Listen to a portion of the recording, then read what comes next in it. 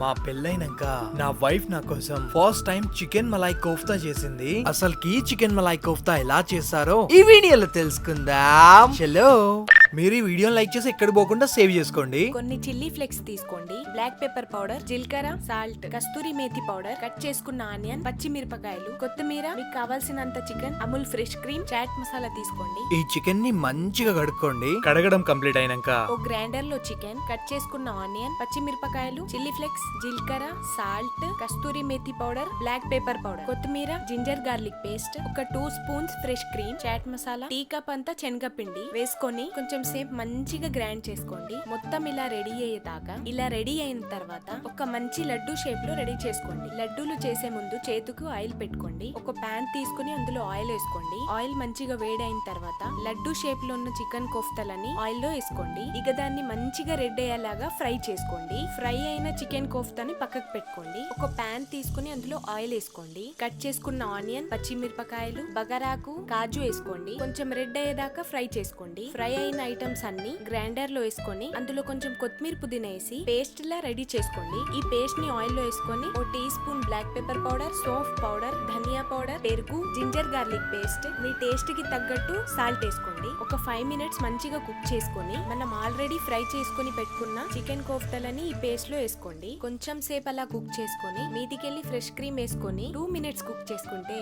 మన టేస్టీ అయిన chicken Malay kofta అయితే రెడీ. దీన్ని మంచిగా ప్రెజెంట్ చేసి మా ఆయనకి టేస్ట్ చేయండి అని ఇచ్చిన. నా వైఫ్ నా కోసం ఇంత కష్టపడి ఒక రెస్టారెంట్ లెవెల్లో ప్రెజెంట్ చేసి నా దగ్గరికి తీసుకొచ్చింది. దీన్ని చూడంగానే నా నోట్లకెళ్ళి నీళ్లు గారినాయి. నా పానం ఆపుకోలేక టేస్ట్ చేసిన. ఇక దీన్ని టేస్ట్ అయితే ఇంకో కొత్త లెవెల్లో ఎక్స్పీరియన్స్ ఇచ్చింది. మీకు గానీ డిష్ నచ్చితే మర్చిపోకుండా ఈ వీడియో లైక్ చేసి యూట్యూబ్ లో అయితే సబ్స్క్రైబ్ చేయండి, ఇన్స్టాగ్రామ్ లో అయితే ఫాలో చేసేయండి. ఇక మీకు నెక్స్ట్ ఏ రెసిపీ కావాలనో తప్పకుండా కామెంట్ బాక్స్ లో చెప్పి వెళ్ళండి. ఇక మనం కలుద్దాం నెక్స్ట్ వీడియోలో.